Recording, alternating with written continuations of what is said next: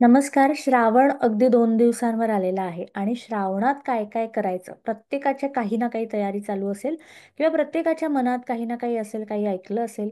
तोच विषय आज थोडासा आपण बघणार आहोत. मी सारा जानवेकर पुन्हा एकदा इकडे उपस्थित सगळ्यांचं मनापासून स्वागत. आपण मागच्या सत्रामध्ये चातुर्मास हा विषय बघायला घेतलं होतं आणि चातुर्मासात 4 महिने, त्या 4 महिन्यांच्या नावाबद्दल थोडंसं बोललो होतो. तोच धागा पुढे घेऊन जाऊया आज. असं मी म्हटलं होतं की प्रत्येक महिन्याची नावं, भारतीय महिन्यांची नावं जी आहेत, तर प्रत्येक महिन्याच्या पौर्णिमेला किंवा 1-2 दिवस मागे पुढे जे नक्षत्र येईल त्या नक्षत्राचं नाव त्या त्या महिन्याला देण्यात आलं आहे. आता नक्षत्र हा विषय इतका सुंदर आहे, मागच्या वेळी त्याची व्याख्या बघितली होती, आठवत असेल तर. नक्षरती इति नक्षत्र, ज्याचा क्षय होत नाही, जे भंग होत नाही किंवा जे विलग होत नाही, विलीन होत नाही, लय होत नाही, त्याला नक्षत्र म्हटलेलं आहे. या अर्थी या नक्षत्रांची जी नावं येतात त्या नावांविषयीचे गुणवैशिष्ट्य येतात. त्या गुणवैशिष्ट्यांचं वर्णन पौराणिक मंत्रांमध्ये येतं आणि वैदिक मंत्रांमध्ये येतं. आज आपण ज्या नक्षत्राविषयी आणि पर्यायाने ज्या महिन्याविषयी बोलणार आहोत तो आहे अर्थात श्रावण. सगळ्या व्रतांचा किंवा महिन्यांचा राजा, व्रतांचा राजा असं ज्याला म्हटलं जातं तो हा श्रावण. असं म्हणतात की इथपासून बहुतांशी सगळ्या सणवार, व्रत, वैकल्य या सगळ्याला भारतामध्ये सुरुवात होते. म्हणूनही श्रावणाचं विशेष महत्त्व आहे. पण मुळामध्ये श्रावण या नक्षत्राबद्दल अगदी थोडक्यात आणि मग श्रावण या शब्दाविषयी थोडंसं आज बघूया. मगाशी जसं म्हटलं की पौराणिक मंत्र असतात आणि वैदिक मंत्र. वैदिक मंत्र थोडे कळायला अवघड असू शकतात, पण श्रावणामध्ये जो शब्द आहे त्याच्याविषयीचा पौराणिक मंत्र काय आहे ते बघण्याचा प्रयत्न करूया. पौराणिक मंत्रांमध्ये वर्णन येतं शांताकारं चतुर्हस्तं श्रोणा नक्षत्रवल्लभम. श्रोणा नक्षत्रवल्लभम विष्णू कमलपत्राक्षम ध्यायेत गरुड वाहन. आता श्रावण नक्षत्राची सगळी वेगवेगळी वैशिष्ट्य दिलेली आहेत. त्याच्यात आहे शांताकारम, म्हणजे विष्णूचं वर्णन आहे. सगुण वर्णन केलेलं आहे. चतुर्हस्त, ज्याला 4 हात आहेत. मग श्रावण महिना आणि या मंत्राचा थोडासा काय उहापोह आहे किंवा आपापसात काय संबंध आहे हे थोडक्यात बघूया. चतुर्हस्त्र, 4 हात म्हटले की गदा, शंख, पद्महस्त वगैरे हे तर आपल्याला आठवतच, की वेगवेगळी आयुध धरलेला असा श्री विष्णू महाविष्णू आहे. त्या आयुधांचे काही अर्थ आहेत, त्या आयुधांची नावं आहेत, त्याही अर्थी चतुर्हस्त. आणि 4 हातांनी 4 कर्म, 4 वर्ण किंवा 4 आश्रम किंवा 4 पुरुषार्थ असं 4 मांडणारा श्री विष्णू, हे ज्याचं अधिष्ठान आहे किंवा ज्याची अधिष्ठात्री देवता आहे, असा महिना म्हणजे श्रावण महिना. श्रावण महिन्यामध्ये मुळात 4 पुरुषार्थ, 4 वर्णाश्रम ज्याला म्हणतात किंवा 4 आश्रम म्हणतात, संन्यासाश्रम, गृहस्थाश्रम वगैरे वगैरे. तर या सगळ्यामध्ये काहीतरी करता येईल असा हा श्रावण महिना, म्हणून तो चतुर्हस्त्र शब्द तिथे येतो. त्याच्यामध्ये आणखीन एक सुंदर शब्द होता ध्यायेत गरुड वाहन. वाहन काय सांगितलंय? गरुड. मग गरुडाचं वर्णन गरुड पुराणात येतं, इतरही अनेक ग्रंथांमध्ये येतं. गरुडाचं वर्णन करताना सुपर्ण, सुपर्ण असं त्याचं वर्णन येतं. सुपर्ण म्हणजे 2 सुंदर पंख असणारा. आता सुपर्णाचे अनेक अर्थ आहेत इतरही, पण एक सोपा अर्थ बघूया. मग हे 2 पंख श्री विष्णूंच्या किंवा श्रावण या महिन्यातल्या व्रतवैकल्यांच्या 2 दिशा सांगतात किंवा आपण म्हणूया मार्ग दाखवतात, एक भुक्तीचा, एक मुक्तीचा. जसं आपण मागच्या वेळी म्हटलं होतं की तुम्ही सकाम व्रतवैकल्य करू शकता किंवा निष्काम करू शकता. निष्काम कर्मयोग जसा आहे तो साधता येऊ शकतो किंवा सकाम देखील करू शकता. तर प्रामुख्याने हाच विषय या पौराणिक मंत्रांमध्ये श्रावणाच्या येतो. आता श्रवण जे नक्षत्र आहे आणि हे नक्षत्र विष्णूला अत्यंत प्रिय आहे, अत्यंत लाडकं आहे त्याचं, म्हणून श्रोत्राक नक्षत्र वल्लभ असं म्हटलेलं आहे. या नक्षत्राचा स्वामी आहे, अधिष्ठात्री देवता आहे. म्हणून श्री विष्णूशी निगडित जे जे काही तुम्हाला करता येईल या महिन्यात ते नक्की करावं. म्हणजे बाकीचे व्रतवैकल्य आहेतच, वेगवेगळ्या तिथी आहेत, नागपंचमी आहे, अमुक आहे, असं बरंच काही काय आहे. पण यातलं काहीही जरी जमलं नाही तरी श्री विष्णू महाविष्णू याच्याशी संदर्भातलं जे काही करता येईल ते तुम्ही करू शकता. मग या मंत्रात जसं आहे तसं श्रावण शब्दामध्ये एक महत्वाचं दुसरा शब्द लपलेला आहे जो सहज लक्षात येतो आपल्या, ते म्हणजे श्रवण. श्रवण हा या महिन्याचा स्थायी भाव आहे. स्थायी भाव याचा अर्थ की या महिन्यामध्ये विविध प्रकारचं श्रवण करावं असे असंख्य ग्रंथ सांगतात. मुळात श्रवण शब्दाचा थोडासा संस्कृत उगम बघूया. काही भाग आपण मागच्या वेळी पण बघितला होता. श्रवणमध्ये श्रु असा धातू येतो. श्रु म्हणजे ऐकणे, पण वरवर कानांनी जे ऐकतो नाही, तर कानांच्या आतमध्ये असलेलं श्रवणेंद्रिय, त्या श्रवणेंद्रियांपर्यंत जेव्हा विशिष्ट संस्कार होतात, ऐकण्याचे विशिष्ट संस्कार होतात, किंवा एखादी गोष्ट ऐकलेली आपल्या आतपर्यंत जाते, आपल्या सूक्ष्म इंद्रियापर्यंत जाते, त्याला श्रवण म्हटलेलं आहे. मग या श्रवणाला अनन्यसाधारण महत्त्व आपल्या संस्कृतीमध्ये दिलेलं आहे आणि ह्याचे खूप सारे दाखले वेगवेगळ्या ग्रंथांमध्ये, शास्त्रांमध्ये येतात. श्रावण हा विविध श्रवण करण्याचा महिना आहे, एका वाक्यात सांगायचं तर. मग आता तुम्ही विचार करू शकता की तुम्ही कुठलं श्रवण या महिन्यात करणार आहात. त्याच्यासाठी काय काय करता येईल हे पण थोडंसं बघणार आहोत. पण त्याआधी या श्रवण शब्दाच्या वेगवेगळ्या ग्रंथांमध्ये आलेल्या व्याख्या किंवा वेगवेगळ्या ग्रंथांमध्ये त्याचं जे संदर्भ येतात ते थोडेसे बघूया. श्रवण म्हणजे एक अर्थ आपण बघितला. आता हा महिना आहे, महिन्याचं नाव आहे, तो अर्थ तिथे आहेच आहे. मगाच्या प्रमाणे त्या त्या पौर्णिमेला किंवा आसपास श्रावण असे नक्षत्र आल्यामुळे ते श्रावण हे नाव, श्रवण नक्षत्र आल्यामुळे श्रावण हे नाव मिळालं. मग श्रवण शब्द आणखी एका ठिकाणी येतो. गणपती अगदी येऊन ठेपले तर गणपतीमध्ये आपण अथर्वशीर्ष म्हणतो. अथर्वशीर्षाच्या सुरुवातीलाच एक सुंदर ओळ येते. भद्रं कर्णेभिः शृणुयाम देवाः. अथर्वशीर्ष उपनिषद आहे. उपनिषदाची सुरुवात सांगताना कर्णेभिः शृणुयाम दोन महत्वाचे शब्द येतात. श्रवण आपला आजचा विषय आहे. मग असं का म्हटलेलं आहे की कर्णेभिः आणि शृणुयाम? मुळामध्ये उपनिषदाला सुरुवात घालताना, मुख्य अथर्वशीर्षाकडे जाताना आपण म्हणतो ना, पूर्वतयारी काय करावी याचा मूलमंत्र तिकडे येतो, की माझ्या कानांवरचे संस्कार भद्र असणार आहेत का, भद्र आहेत का, हे पडताळून, किंवा माझ्या कानाने मी भद्र त्याच सतयुक्त अशाच गोष्टी ऐकतो आहे असं गृहीत धरून मग पुढे अथर्वशीर्षाला सुरुवात आहे. पुढे बराच आहे तो मोठा श्लोक, पण श्रवणाचा एक संदर्भ इथे येतो. याच अथर्वशीर्षामध्ये अववक्तारम, अवश्रोतारम असे दोन सुंदर शब्द येतात. श्रवणाचा आणखी थोडासा अर्थ बघूया. मग साधारणपणे भाषा शिकवली जाते की नाही, भाषाशास्त्र किंवा लिंग्विस्टिक्समध्ये 4 पॅरामीटर्स येतात. Listening, speaking, reading, writing. Listening ऐकणं, ऐकून शिकणं हा सगळ्यात पहिला भाग येतो. जर कोणी भाषा शिक्षक असेल तर त्यांना माहिती असेल की जेव्हा अगदी छोट्या वर्गापासून सिनियर के जी, ज्युनियर के जी पासून जेव्हा आपण भाषा शिकवायला सुरुवात करतो, तेव्हा सगळा भर ऐकण्यावरती असतो. सगळ्यात पहिले श्रवण तिथून सुरू होतं आपल्या सगळ्यांचंच. मग आपण अगदी लहान असताना आठवायचं की आपण ऐकून ऐकून बोलायला शिकतो. याचा अर्थ ज्याचं उत्तम श्रवण आहे तो उत्तम वक्ता होऊ शकतो. म्हणून अवश्रोतारम, अववक्तारम. अव याचा अर्थ रक्षण कर, माझ्यातल्या श्रोत्याचं रक्षण कर, म्हणजे माझ्या श्रवणेंद्रियाचं रक्षण कर, म्हणजेच माझ्या श्रवण शक्तीचं रक्षण कर, म्हणजेच माझ्या कानांवर काय पडतं आहे इथपासून मला मला एक सुरक्षा कवच दे. फिल्टर म्हणतो की नाही आज आपण, तसा फिल्टर लाव की काय काय कानाचं आतपर्यंत न्यायचंय. कानावर तर असंख्य गोष्टी पडणार आहेत. मग श्रवणाला का महत्व आहे? कानाची रचना बघा. श्रवणेंद्रिय कसं आहे आपलं, त्याला एक पोकळी आहे. कान आपले 24 तास उघडे असतात. गणपतीचे कान आठवा, मोठे कान आहेत आणि कान उघडे पण असतात.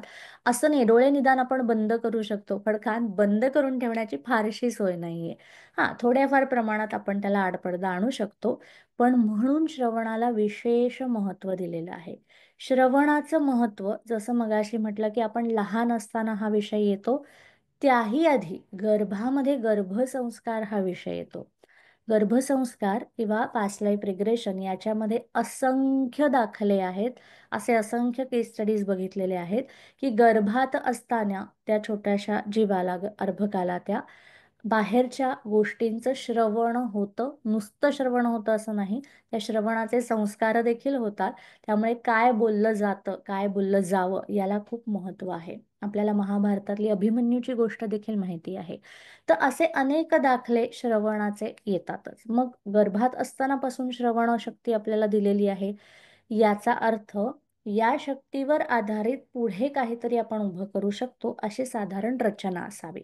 आता कानाच्या पोकळ्या आहेत. मग मगाशी मी म्हटलं की भाषा शिकवताना सगळ्यात पहिले लिस्निंग, ऐकणं याच्यावरती भर येतो. म्हणजे लिहिणं आणि वाचन हा बराच पुढचा भाग येतो. मग ऐकणं म्हणजे जसे उच्चार करतो आहोत तसंच्या तसं ऐकून माणूस बोलायला शिकतो. आपण सगळेच जण याच प्रकारे बोलायला शिकलो. मग हे जे ऐकणं आहे याच्याशी कुठले कुठले अवयव निगडीत आहेत? कान तर आहेतच आहेत, पण एकंदरीत ते सगळं जे आतमधली जी यंत्रणा आहे ना किंवा आतमध्ये एकमेकांमध्ये जे काही साठालोटा आहे त्याच्यात 3 महत्त्वाचे भाग येतात. ते म्हणजे ENT आपलं कान, नाक आणि घसा. म्हणजे श्रवण हा एक असा विस्तृत विषय आहे की जो कानांवाटे आतमध्ये गोष्टी जाणारच आहेत, पण नंतर त्याचा परिणाम आणि नंतर त्याचे संस्कार आपल्या बोलण्यावरती सुद्धा होणार आहेत. मग भाषा असेल, वाचा शुद्धी असेल, स्वरयंत्राची शुद्धी असेल, अशा कितीतरी गोष्टी नुसत्या श्रवणाने करता येतात. या चातुर्मासामध्ये एक सुंदर वर्णन येतं. वार्षिकाश्चतुरो मासान वाहयेत केचिन नरः. म्हणजे हे 4 महिने या एखाद्या विषयाला वाहून घ्यावेत, एखाद्या विषयाची धुरा आपण व्हावी अशा अर्थी. मग इथे श्रवण आपण वेगवेगळं श्रवण करू शकतो. जसं अथर्वशीर्षामध्ये हा उल्लेख आहे तसं नवविधा भक्तीची सुरुवात श्रवणम कीर्तनम विष्णू स्मरणम पादसेवनम अशी होते. मग श्रवण हा पहिला सांगितलेला आहे. नवविधा भक्तीमध्ये देखील पहिला विषय येतो श्रवण. मग या श्रवणम कीर्तनमचे अनेक निरूपण आहेत, अनेक त्याची लक्षणं दिलेली आहेत किंवा पण एक सुंदर तुम्ही जर वाचलं असेल तर समर्थ रामदासांच्या दासबोधामध्ये लक्षणं येतात. श्रोत्यांची अवलक्षणं किंवा श्रोत्यांची लक्षणं असा एक विषय येतो. त्याच्यामध्ये वर्णन करताना श्रवणम कीर्तनम हे सगळेच भाग, पण श्रवणाला विशेष करून तत्वज्ञानम च धी गुणाः, धी गुण असं म्हटलेलं आहे. धी म्हणजे बुद्धीचा गुण आहे. आता हे एक श्रवण जे कानापासून चालू होतं त्याला आपल्या बुद्धीपाशी जोडलेलं आहे. म्हणजे असं म्हणतात समर्थ की तुमच्या श्रवणातून तुम्ही तुमची बुद्धी अधिक उत्तम करू शकता. नुसतं बुद्धी पण नाही, धी असा शब्द आलेला आहे. तर तुमच्या या सूक्ष्म बुद्धीपर्यंत हे संस्कार पोहोचतात आणि म्हणून काय आणि कसं ऐकावं याच्याविषयी आपण थोडंसं तारतम्य नक्कीच बाळगू शकतो. मग धी गुण आहे, बुद्धीचा गुण आहे, इथपर्यंत आपण आलो. आता यालाच अनुसरून कुठल्या कुठल्या प्रकारे श्रवण करायचं तेव्हा त्याला मगाचाच आपला संदर्भ घेऊया. अववक्तारम, उत्तम श्रवण असं सांगितलं जातं की कोणाच्या तरी आवाजात श्रवण करणं हे आहेच आहे, पण सगळेच ग्रंथ असं सांगतात की तुमच्या आवाजात म्हणजे तुम्हीच वक्ता आहात आणि तुम्हीच श्रोता आहात. आपण आपल्या आयुष्यामध्ये सगळ्यात जास्त कोणाचं ऐकत असू तर आपलं स्वतःचं, म्हणजे ऐकतो पण आणि न ऐकत नाही दोन्ही गोष्टी. कारण आपण जे बोलतो आहोत ते पण आपण ऐकतो आहोत आणि आपण जे अजिबात बोललेलो नाही आहोत ते पण आपण ऐकतो आहोत. त्यामुळे जे आपण मनातल्या मनात 24 तास विचार चालू असतात किंवा आपल्या मनात काहीतरी भावना, इच्छा निर्माण होतात, तो सुद्धा श्रवणाचा भाग आहे. बाह्य श्रवण म्हणजे शब्द ऐकू येतात, वैखरी वाणीतून शब्द स्पष्ट ऐकू येत आहेत, कानावर पडतायत, मग त्याचा तुम्ही काहीतरी अर्थ काढताय, हे झालं बाह्य श्रवण. हे तरी सोपं आहे. पण काय कुठे क्लिष्टता आहे की जे आपण 24 तास आतमध्ये बोलतोय मग त्याच्यात काय काय असेल, काय कोणाबद्दल काही वाईट बोललो असू, कोणाबद्दल निंदा केली असेल, एखादा वाईट विचार आला असेल, कधी राग आला असेल किंवा राग, लोभ, मद, मत्सर, दंभ, अहंकार या षड्रिपूंपैकी कुठलाही विचार किंचितचा असेल, अगदी कधीतरी क्षणमात्र असेल, पण तरी सुद्धा त्याचं श्रवण आपल्या श्रवणेंद्रियांवरती ते संस्कार होतात. आणि म्हणून कान, नाक आणि घसा या सगळ्या पोकळ्यांवरती काहीतरी जाणीवपूर्वक करण्याचा काळ म्हणजे हा श्रावणाचा काळ, श्रावण महिन्याचा काळ. मग मग श्रवण करायचं तर कसलं? मला वक्ता पण व्हायचंय आणि मला श्रोता पण व्हायचंय. समर्थांनी तर असंख्य उदाहरणं दिलेली आहेत की कसलं कसलं तुम्ही श्रवण करू शकता. श्रवणम कीर्तनम सांगून थांबलेले नाहीत, पुढे लक्षणं येतात आणि पुढे मग लिहिलेलं आहे ना, नवविधा भजन बोलिले त्याचे पुढे प्रांजल केले. अशा प्रकारे आता त्यांनी एक यादी दिलेली, ती यादी काय आहे ती थोडक्यात बघूया. नामजप हे आपण ऐकलेलं असेल. त्याच्यामध्ये प्रथम भजन ऐसे जाणं, म्हणजे भजन कीर्तन हे तुम्ही ऐकू शकता, विविध प्रकारचं भजन.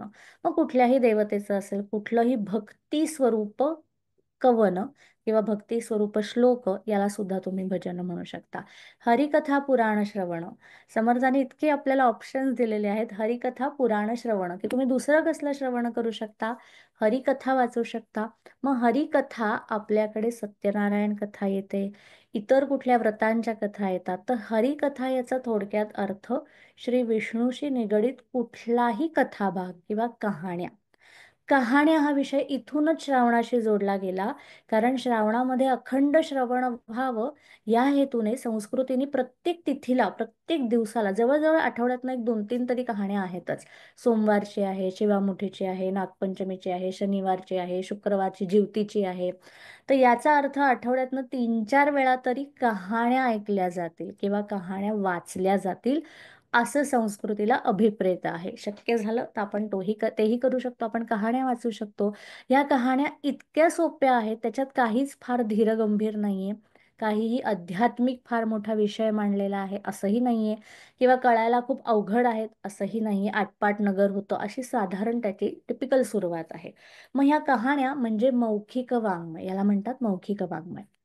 श्रावणामध्ये मौखिक म्हणजे तुमच्या मुखातून या कहाण्यांचा जर तुम्ही काही वाचन करू शकलात मोठ्याने, परत एकदा हे सगळं वैखरी, मनातल्या मनात कहाण्या नाही वाचायच्यात, तर हे आपण करू शकतो का, म्हणून हरिकथा पुराण श्रवण, विष्णू पुराणही वाचू शकता, विविध कथा वाचू शकता, किंवा विष्णूचं महात्म्य सांगणाऱ्या वेगवेगळ्या कथा. विष्णू सहस्रनाम आहे उदाहरणार्थ, आता तुम्हाला सहस्रनाम तसंच्या तसं नाही म्हणता येते, ते अवघड आहे म्हणायला, तर निदान ते वाचू जरी शकलात, पोथीसारखं चक्क वाचू शकलात तरी हरकत नाही. पण इथे कथा म्हणजे कहाणी हा विषय येतो.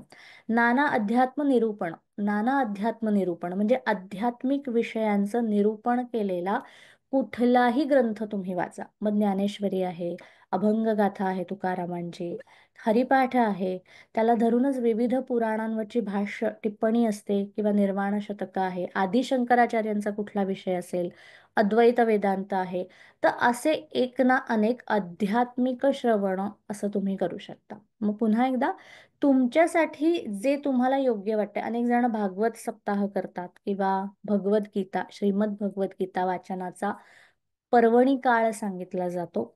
मग वाचन म्हणजे काय, तुम्ही एखादा अध्याय घेऊ शकता, एखादी पोथी घेऊ शकता.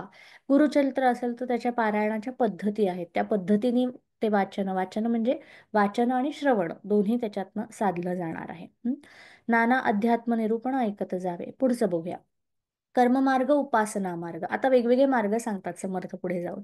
कर्ममार्ग, उपासना मार्ग, ज्ञानमार्ग, सिद्धांत मार्ग, योग मार्ग, वैराग्य मार्ग ऐकत जावे. ऐकत जावे, तो समास एवढा सुंदर आहे दासबोधातला, की सगळ्याच्या शेवटी ऐकत जावे. ऐकत जावे म्हणजेच श्रवण करावे, की तुम्ही हे ऐकू शकता. मग कर्ममार्ग, उपासना मार्ग, ज्ञानमार्ग, सिद्धांत मार्ग, मग हे सगळे मार्ग म्हणजेच वेगवेगळ्या ग्रंथसंपदा, वेगवेगळ्या संहिता, किंवा जसं आगमशास्त्र आहेत, योगशास्त्र आहे, अगदी काही नाही तर पातंजल योगसूत्र आहे, ती योगसूत्रांचा पाठ केला आपापल्या आवडीनिवडीनुसार आणि आपापल्या विषयानुसार, म्हणजे तुम्ही ज्या क्षेत्रात असाल त्याच्याशी निगडीतही काही वाचू शकता, नाही असं नाही. पण इथे जे साधारण दिलेलं आहे ते सगळंच मुख्यतः संस्कृतोद्भव किंवा विविध संत वाङ्मयातून आलेल्या विषयाबद्दल जास्त सांगितलेलं आहे. पुढे येतं नाना व्रतांचे महिमे. आणखीन काय ऐकायचं, सरसकट प्रश्न आपल्याला पडतो ना, की कसलं मी श्रवण करावं, तर काहीतरी एक ठरवायचं आहे, आपल्याकडे वेळ आहे आणि सोपं आहे ठरवायला. मग पुढचा एक आपल्याला मार्ग आहे नाना व्रतांचे महिमे. व्रतांचे महिमे फक्त श्रवण करू शकता, व्रत करा असं पण म्हटलेलं नाहीये. व्रतांच्या कहाण्या नुसत्या सुद्धा वाचल्यात तरी हरकत नाहीये, किंवा व्रत महात्म्य, वेगवेगळी महात्म्य येतात ना, ते आपण वाचू शकतो. मग वैभवलक्ष्मी व्रताच्या साधारणपणे अनेक कहाण्या आहेत, त्या वाचू शकता.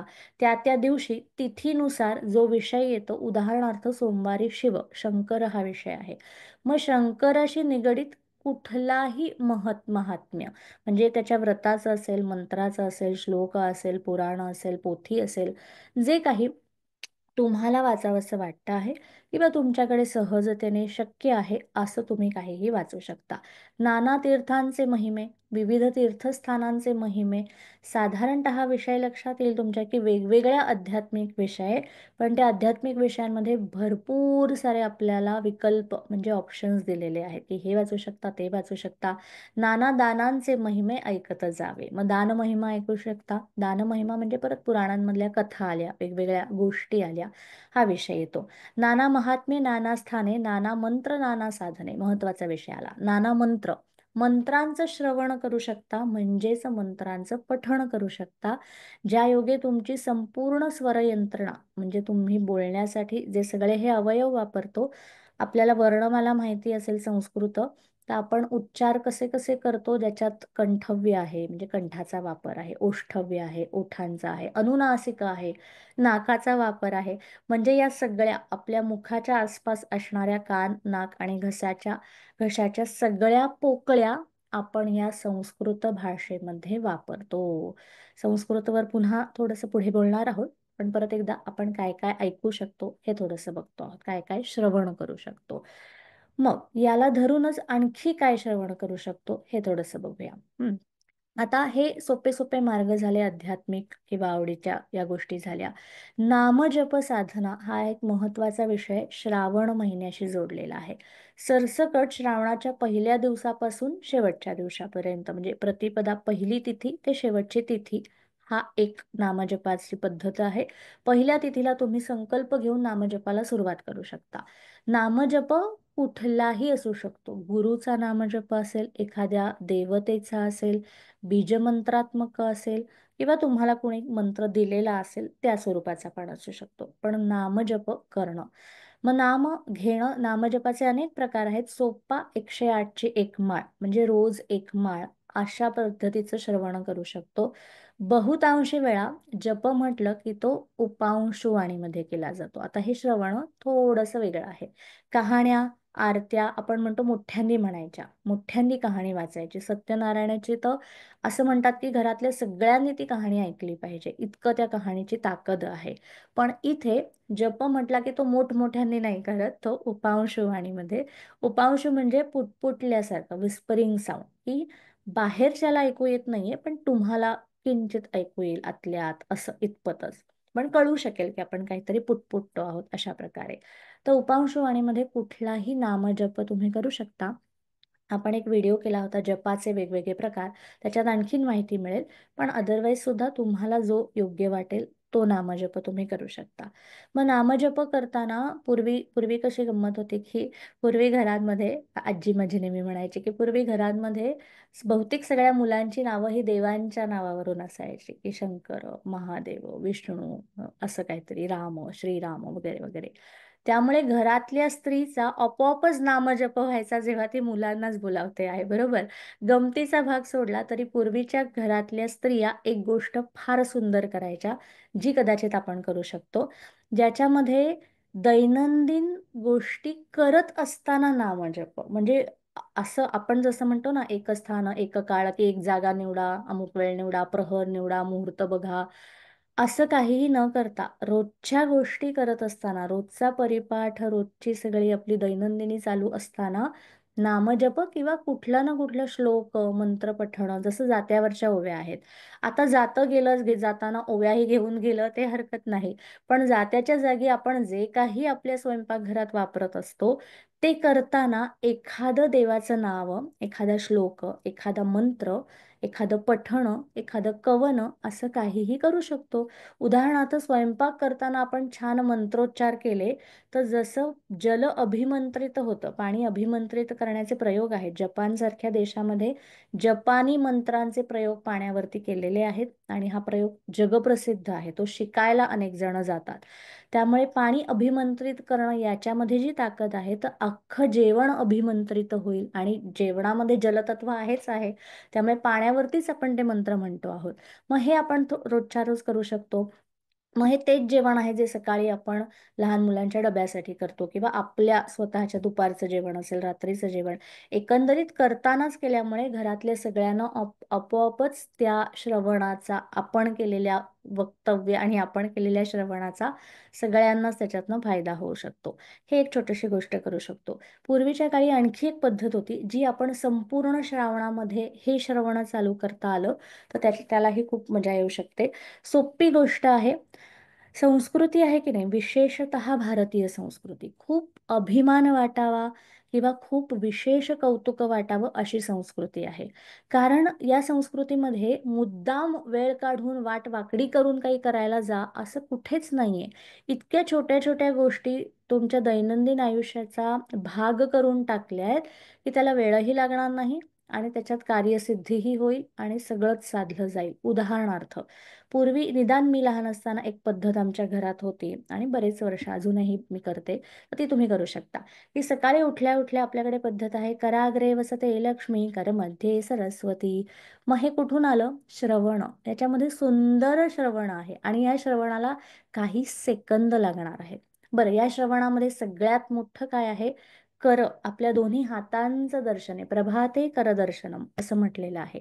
मग प्रभात सकाळी सकाळी करदर्शन कशासाठी आहे? श्रवण तर झालंच आहे, पण संस्कृती असं म्हणते, या छोट्याशा श्रवणातून तुम्ही तुमचं सगळ्यात श्रेष्ठ कर्मेंद्रिय, आपण जागे होतो की नाही, आपली एक एक इंद्रिय जागे होतात, तर आपल्या कर्मेंद्रियाला पण जागं करतोय आणि या कर्मेंद्रियाबद्दल कृतज्ञता व्यक्त करून या कर्मेंद्रियाची ताकद काय आहे याचं पुनरुच्चारण, म्हणजे रोज केलं तर 365 दिवस याचं उच्चारण होणार आहे.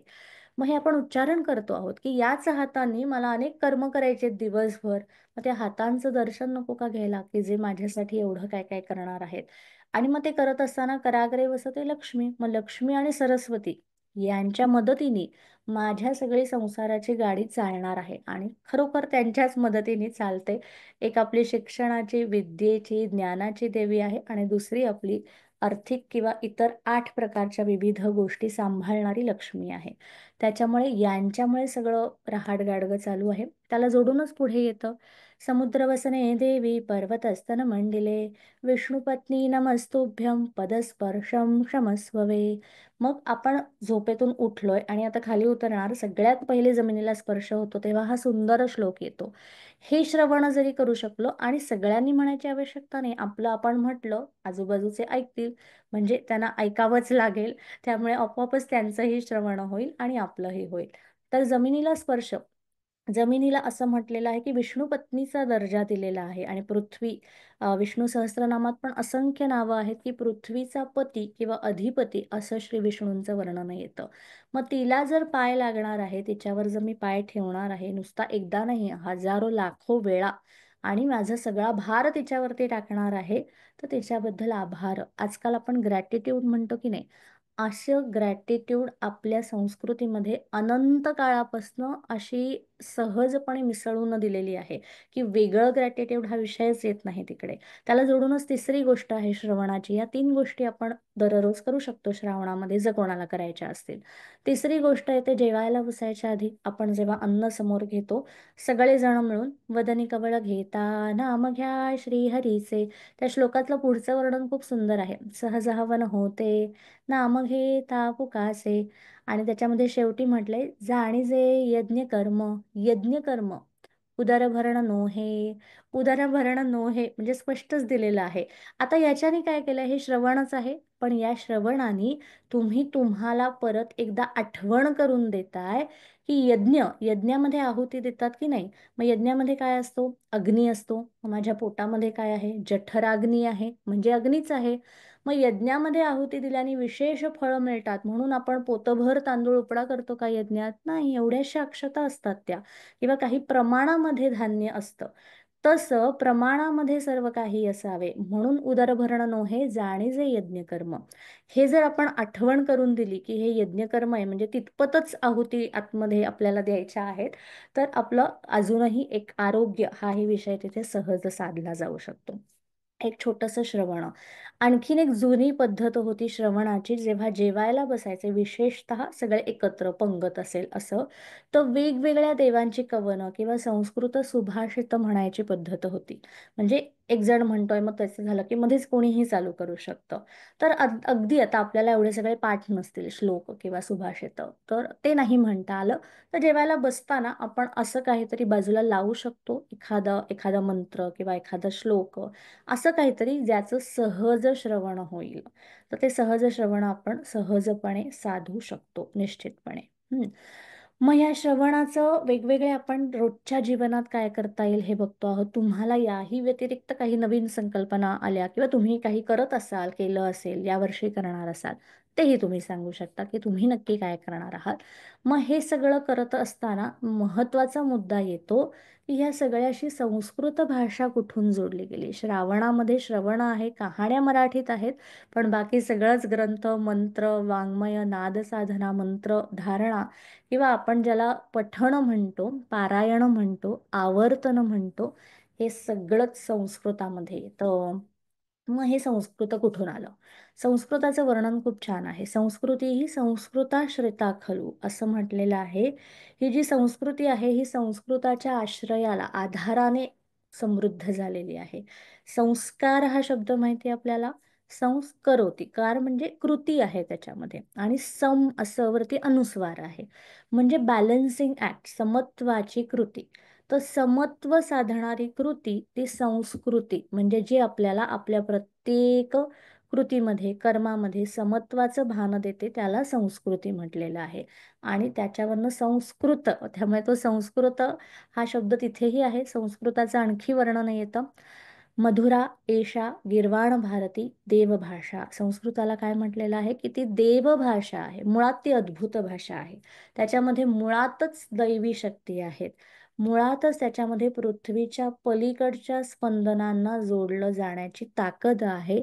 आणि म्हणून सरसकट श्रवण म्हटलं की विविध प्रकारे संस्कृतशी ते जोडलं जातं. आता याला धरून एक शेवटचा छोटासा विषय आपण बघूया की आपण हे सगळं श्रवण करतो, मग त्या श्रवणाचे काय काय, त्याच्यातून काय काय साध्य होतं, काय काय प्रकारची फळं मिळतात, याचंही वर्णन येतं. आपल्याकडे फलश्रुती हा शब्द तुम्ही ऐकला असेल, म्हणजे कुठल्याही मंत्राची किंवा ग्रंथाची, अगदी मंत्रच असं नाही, कुठल्याही ग्रंथाची सुद्धा फलश्रुती येते. मग फलश्रुती याचा अर्थ त्याचं विशिष्ट प्रकारे श्रवण केलं असता मिळणारं फळ. ही फळं वेगवेगळ्या प्रकारची असतात, त्याचं वर्णन येतं. त्याचंच वर्णन करताना तीर्थाव्रतांची फळश्रुती पुढे होणारं सांगती, त्याचं वर्णन खूप सुंदर केलेलं आहे. वर्णनामध्ये म्हटलेलं आहे, तैसे नव्हे हातीचा हाती सप्रचित श्रवण. श्रवणाने काय सांगितलंय की श्रवण तुम्हाला प्रचिती देतं. ह्याचं वर्णन खूप सुंदर कसं केलंय, तीर्थाव्रतांची फळश्रुती म्हणजे तुम्ही तीर्थयात्रा कराल, वेगवेगळ्या सांगतात ना, चारधाम यात्रा करा, अमुक करा, व्रतवैकल्य कराल, हे सगळं तुम्ही करालच कराल. पण हे सगळं केल्यानंतर निश्चित फळ मिळतं, पण त्याला कालांतराने फळ मिळतं, त्याला काहीतरी वेळ जावा लागतो. तीर्थयात्रा असं नाही की बसल्या जागी केली, म्हणजे आपण काही ठिकाणी जाणार तर तो एक प्रवास आहे, काही दिवस आहेत, तर याचं चांगलं फळ मिळायला भरपूर काळ लागतो. मात्र सप्रचित श्रवण, लगेच तात्काळ ताबडतोब प्रचिती देणारं असं श्रवण हे एकमेव माध्यम आहे. म्हणून समर्थ म्हणतात की श्रवणाचे अजिबातच तसं नाही. श्रवण हे असं आहे की याची प्रचिती तुम्हाला ऐकल्या ऐकल्या येते. एखादं सुंदर गाणं आपण ऐकतो, शास्त्रीय संगीत ऐकतो, कोणाचं भाषण ऐकतो, किंवा एखाद्या ठिकाणी मंदिरामध्ये आपण कीर्तन ऐकतो, तर ते ऐकल्या ऐकल्या तत्काल आनंद, तत्काल आनंदाची अनुभूती, अनुभव आणि अनुभूती देणारं श्रवण आहे. आणि म्हणून श्रवणाला अनन्यसाधारण महत्त्व दिलेलं आहे. श्रवणाचे आणखी काही छोटेसे लाभ सांगताना पुढे म्हटलेलं आहे, नाना रोग नाना व्याधी तत्काळ तेडिजे औषधी. नाना रोग नाना व्याधी, वेगवेगळे विकार, रोग म्हणजे मनाचे, शरीराचे सगळेच, विविध विकार, विविध असमतोल, तत्काळ, त्याचं तत्काळ इन्स्टंट लगेचच्या लगेच असणारं औषध म्हणजे श्रवण आहे. तैसी आहे श्रवणसिद्धी. श्रवणसिद्धी इतकी अफाट आहे, आणि आपण ज्याला म्हणतो मनोजवम मारुततुल्य वेगम, की मनाच्या वेगाने, म्हणजे त्याचा वेग, श्रवणाचा वेग किंवा श्रवण केल्यानंतर मिळणाऱ्या फळांचा वेग हा इतका जलद आहे. असे अनुभव श्रवणाने सहजपणे येऊ शकतात. मग आपण श्रवणाचे छोटे छोटे बारकावे बघण्याचा प्रयत्न केला, काय काय करू शकतो श्रवणामध्ये हे थोडंसं बघण्याचा प्रयत्न केला, त्याचे काय काय लाभ आहेत हे बघितले, संस्कृतातच ते का करावं हेही थोडक्यामध्ये बघितलं. आता मगाशी जसं म्हटलं तसं की श्रवण आपण 1 तारखेपासून शेवटच्या 30 म्हणजे संपूर्ण तिथी हा एक प्रकार. दुसरा श्रवणाचा प्रकार तुम्ही 15 दिवसांचं करू शकता. म्हणजे 1 तारखेपासून पहिला पंधरवडा, एक पक्ष म्हणतो की नाही आपण, तर तसा एक पक्ष पौर्णिमा टू अमावस्या आणि अमावस्या टू पौर्णिमा असं पण करतात. अमावस्येपासून पौर्णिमेपर्यंत आणि उलट असे कुठलाही 15 दिवसांनी तुम्ही 15 दिवसांचं श्रवण असाही संकल्प घेऊ शकता. संकल्प घेणं काही फार अवघड नाहीये. तुम्हाला ठरवायचे तुम्ही किती दिवस करणार, 7 दिवस, 15 दिवस, 30 दिवस संपूर्ण श्रावण करायचा असेल. संपूर्ण श्रावणामध्ये रोज सकाळी प्रातः उत्थाय असे बरेच जण करतात. मग तुम्ही सकाळचा संकल्प घेऊ शकता. तुम्हाला तुमच्या वेळेची खात्री देता येत नसेल तर तुम्ही नुसता संकल्प घेऊ शकता की मी श्रावणात संपूर्ण श्रावण अमुक तमुक प्रकारचं श्रवण करणार आहे आणि ते साध्य करण्याचा प्रयत्न करूया. आपण समूहाने हे सगळं करण्याचा नेहमी प्रयत्न करतो, तर याही वेळी समूहाने प्रत्येक जण काहीतरी एक श्रवणाचा विषय घेऊया आणि मग नंतर आपण शेअर करूया की काय काय श्रवण केलेलं आहे. तुम्ही कमेंटमध्ये पण शेअर करू शकता की तुम्ही श्रवणासाठी कुठला विषय घेतलेला आहे आणि आपण असेच आठवड्यातनं एकदा वेगवेगळ्या प्रकारचा विषय त्या विषयाचं श्रवण करणारच आहोत. पण श्रावणामध्ये दररोज छोटं छोटं काहीतरी श्रवणात्मक मी पाठवणार आहे. त्याचं श्रवण पण तुम्हाला करता येईल, ज्यात सुभाषितं असतील, श्लोक असेल, एखादं कवनं असेल, एखादी ओवी असेल, वेगवेगळे विषय आहेत. पण साधारणतः आपल्याला सहज आवडतील असे सोपे सोपे विषय. तर श्रवण हा आजचा विषय आणि श्रावणातला श्रवण हा भाग आज इकडे थांबूया आणि परत पुढच्या सत्रामध्ये भेटूया. पुढच्या सत्रात आपण पुढची काही व्रतवैकल्य आणि पुढचा महिना भाद्रपद याच्याविषयी थोडंसं बोलणार आहोत. पण आज इथेच थांबूया. थँक्यू.